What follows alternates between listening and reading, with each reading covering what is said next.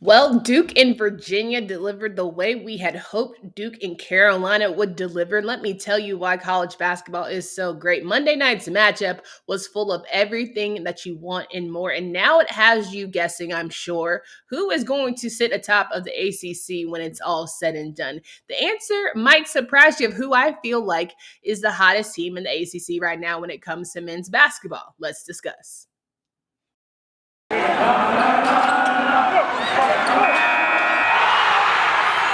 are Locked On ACC, your daily podcast on the Atlantic Coast Conference. Part of the Locked On Podcast Network, your team every day.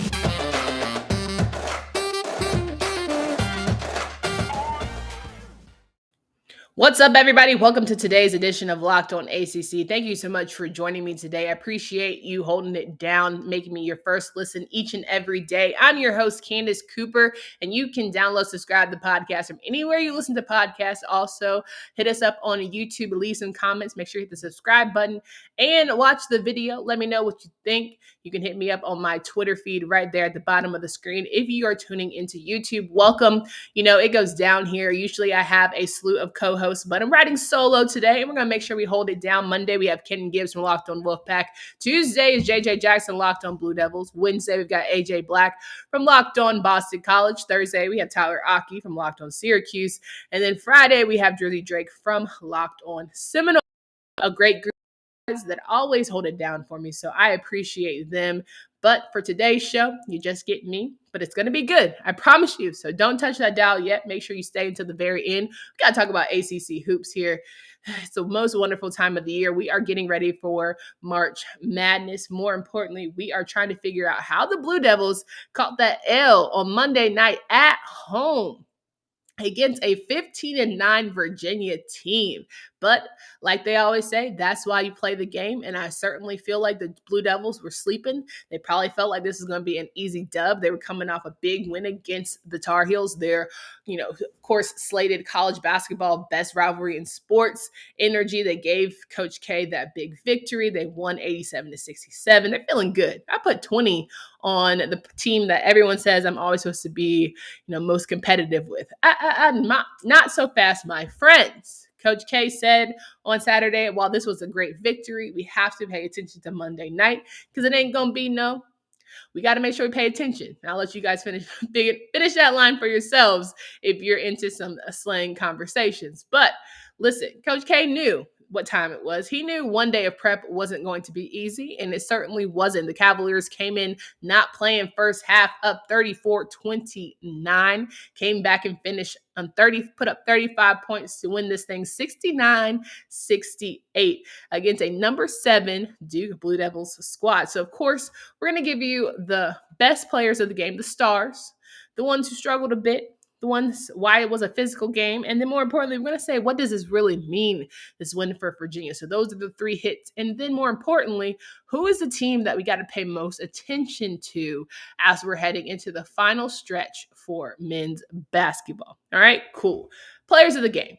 You got my man, Jaden Gardner.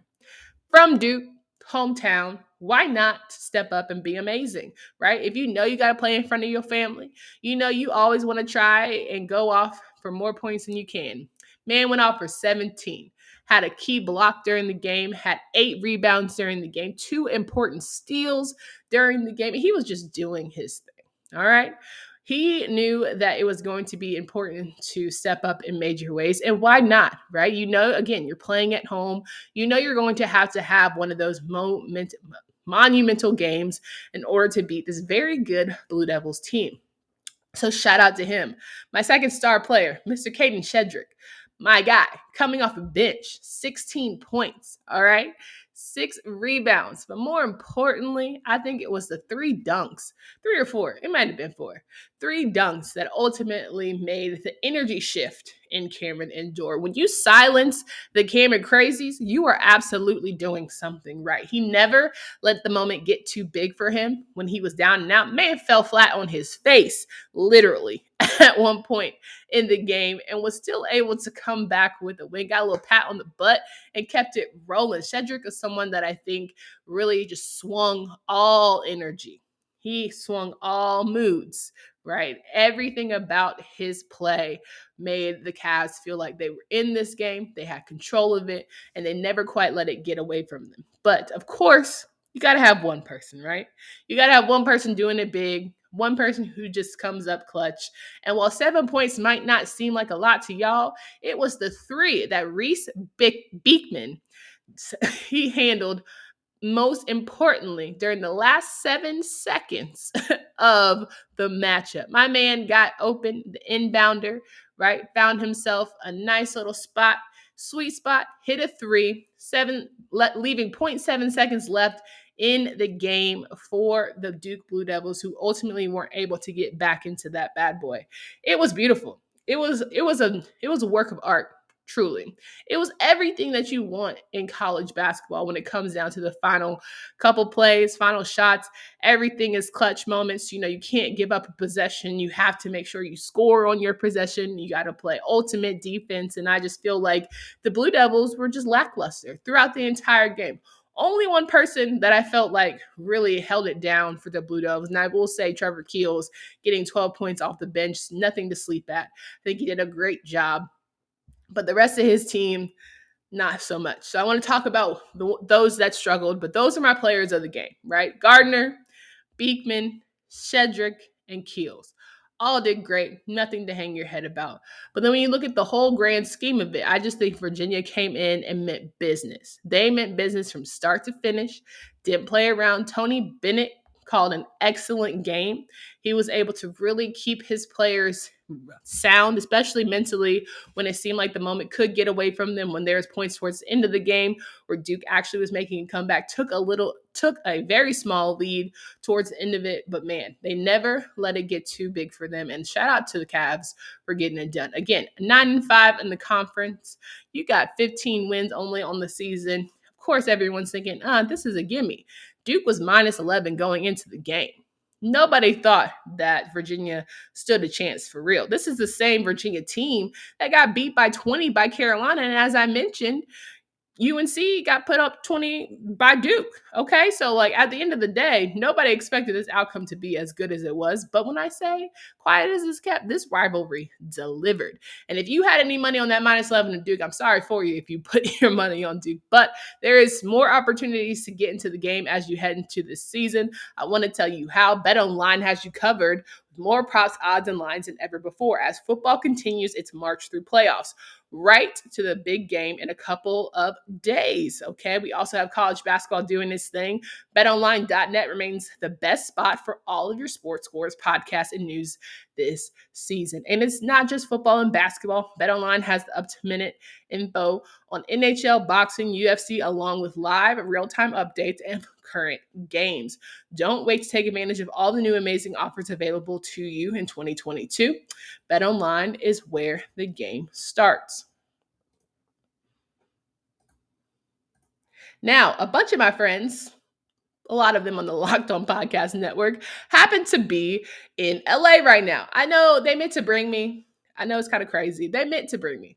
But see, what had happened was I had to wear my real JOB, like my full-time JOB, so I couldn't quite call out. But the next one, the next go-round, I make sure that they're going to bring me there, right? But it is Super Week, brought to you by Get Upside, and there's no better place to get the coverage of the big game than the Locked On NFL podcast.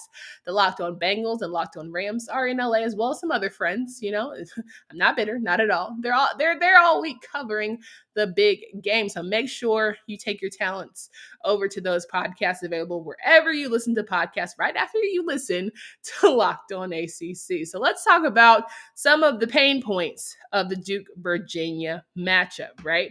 So you saw Duke's defense do enough. They did a pretty solid job, of course.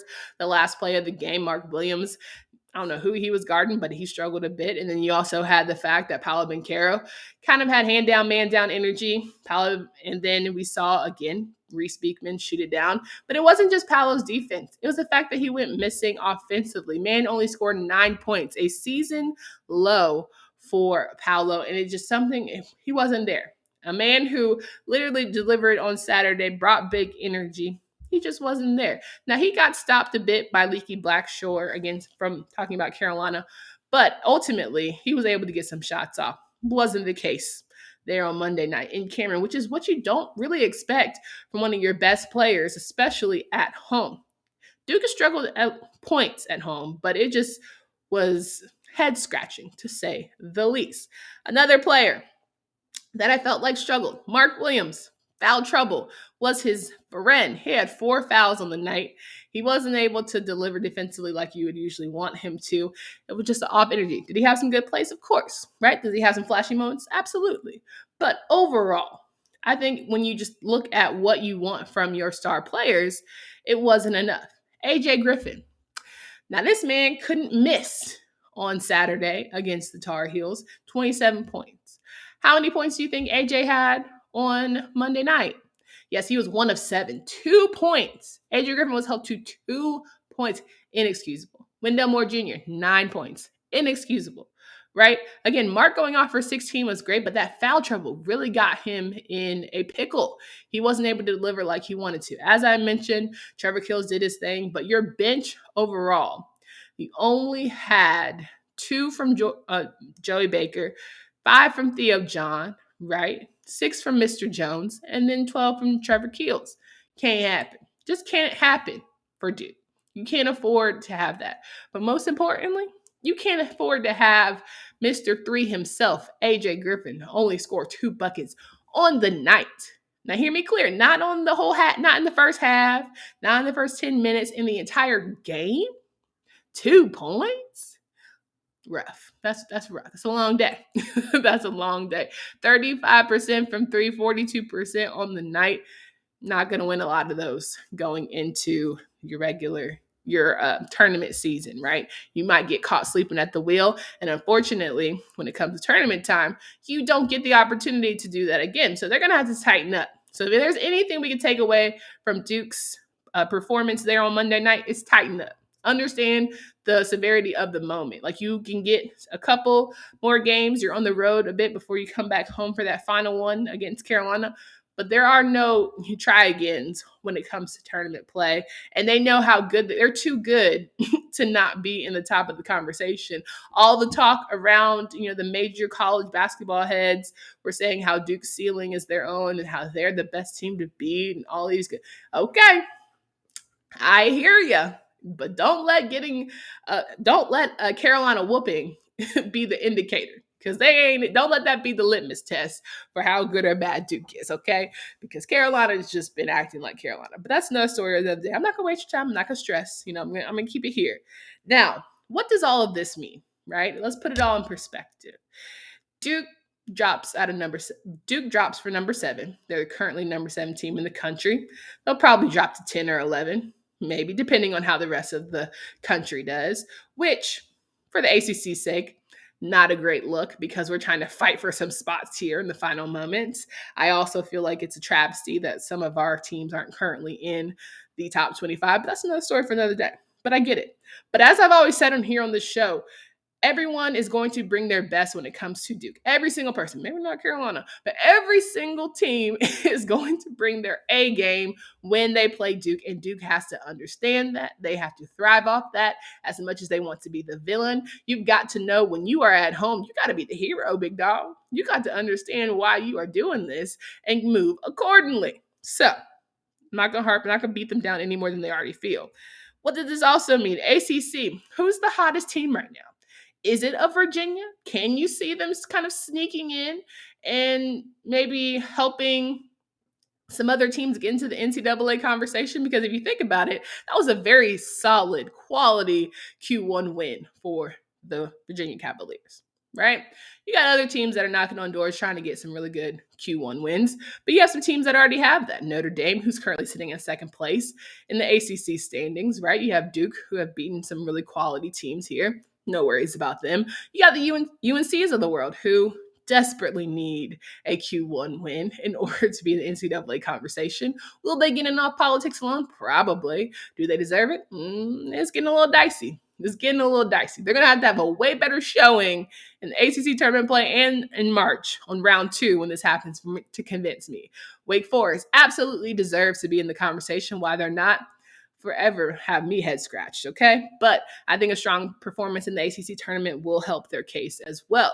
So that's a couple teams we name, right? But you also have Miami's of the world, who certainly have had strong years and have beat a Duke team. You have Florida State, who can figure it out at times, but gonna need a strong ACC tournament play. Maybe have to outright win, beat that auto bid, because they've beaten Duke as well. You also got a Virginia Tech team who, for all intents and purposes, they know what they're supposed to be, right? They know how to live into moments in terms of senior leadership. So they know how good they should be. But will they deliver when it comes time, when they have multiple games in the road? Because they're probably going to have to play on the earlier days during the ACC tournament. That'll be interesting to see. Then, quiet as it's kept, y'all. I know you might think I'm crazy, but don't shoot the messenger. I really feel like if an NC State team can get hot enough, can figure out how to shoot shots consistently, night in and night out. I know they're the bottom team. I know you're saying, Candace, please. I get it. But it's something about DeQuavius Smith and Darion Sebron. If they can just figure, if Helms can just get the finger together, I'm telling you, they're gonna upset some teams that people weren't expecting. I'll say that. I don't know that they're gonna outright win it, the ACC tournament. They're definitely not going dancing. They're going to have a strong NIT performance. But don't be surprised if they surprise y'all in this tournament. Okay? That's all I'm saying. So who's dancing in March for y'all? Would love to know. Hit me up at Candace D. Cooper. Let me know how you're feeling about some of these ACC tournament. Not only the ACC tournament, but some March Madness. Who's going dancing in March right now? If you could call it. I'm about to say UVA, maybe. I got to say Duke, Wake Forest, Notre Dame, Miami, and Carolina by the skin of their teeth. And I think only reason why you have 6 is because you get an auto bid. But Carolina by the skin of their teeth, by the strength of politics. And honestly, if they don't get in, it's nobody to blame but themselves. But would love to know who you all think. So hit me up there. You can also hit me up at Locked On ACC on the pod. Again, subscribe wherever you listen to podcasts. But before we get out of here, I want to make sure I remind you guys to really hammer home the point about some upcoming games that we have here across the board. But it's the time of the year where you've pretty much given up on all of those January resolutions. But sometimes you say, you know what, I'm going to hold to. I'm going to stick to eating right? But thanks to Built Bar, you can absolutely do just that. Have you tried the puffs? I'm telling you, they are excellent. If you're not, you're missing out on one of Built Bar's best tasting bars. Puffs are the first ever protein infused marshmallow. They're fluffy, they're marshmallowy, they're not just a protein bar, they're a treat, and they're 100% covered in chocolate. Puffs are a fan favorite with some incredible flavors: yummy cinnamony churro, coconut marshmallow, banana cream pie, and it's just so good that I know one of these is going to be your fave. Low calorie, high protein. Replace your candy bars with these. They are better. They're a typical candy bar that can be anywhere from 200 to 300 calories. That's not Built Bar, right? 130 fortified net grams of sugar, 45 net grams of carbs. You're good to go. Go to built.com, use promo code LOCK15 and get 15% off your order. Use promo code LOCK15 for 15% off at built.com. So we're wrapping up the show here today. And once again, thank you all for joining me. Make sure you tune in each and every day with all of my favorite co-hosts. You know, they hold it down for me. They make sure that we have a good time here. If nothing else, you don't have to hear me rambling all the time. But in this case, you get the opportunity to hear about all of my crazy predictions, which I say NC State might be the team. There's also Syracuse. God, I can't even believe. There it is. Buddy Bayham might just have one of these, I'm going to get an auto bid. Don't even worry about it. And I'll see y'all in the tourney energy. So you just don't know. But got games tonight that I want to make sure you guys watch. 6 p.m. You've got North Carolina taking on Clemson, a game that, while Clemson had a close matchup against Duke, Carolina got blown out by Duke. Clemson beat Carolina last year, so they know how to and can do it again. Don't sleep on this Clemson team. 12-10 is cool, but I'm telling you what, it would be a long night and a long drive back from South Carolina if Carolina doesn't pick up this win. You've also got Syracuse playing Boston College at 8 p.m. on the ACC network. I would say it's up in the air. I feel like it's going to go Syracuse's way. They're feeling good about themselves right now in terms of beating teams they know they should beat. It's been a little dicey there for a moment for the Syracuse Orange. But Boston College, again, 9 strong wins. I didn't even think they would get 9, and yet here they are. So you guys got to make sure you check that out. And then Wednesday, we'll see Wake Forest play NC State. Georgia Tech will play Miami. Louisville will play Notre Dame, and Pittsburgh will play Florida State. So some really good games to start out the week. We'll also get you recap there as we go through the rest of this. We have Tyler Aki joining, talking about basketball. We'll have the best bets with my guy, Jersey Drake, in the building for Freestyle Friday. So you'll be fully covered when it comes to some ACC men's hoops play. If you did not get a chance to watch some ACC women's action last night, you missed a really good game between NC State and Georgia Tech, while the Pack delivered in all ways. It was just a great moment to talk about Kay Yao and the breast cancer awareness. And you also had Tasha Tuff, the coach from Georgia Tech. Beautiful moment, okay? Way bigger than basketball. But I'm telling you what, like I always say, if you have not checked out the women's game, when it comes to the ACC, they're holding it down. So we've got at least 6 teams in the top 25 there. Make sure you get into some games before you regret it as we head into this ACC tournament, head into March Madness. You got to be rooting for some of these ladies to hold it down for us. So that's all covered there. Come back tomorrow. I promise it'll be a great show. We'll talk about all things football with AJ Black, a little basketball action as well. But you were all set here. Got nothing else to share. Hope you have a great rest of your day. And until next time, for Candace Cooper.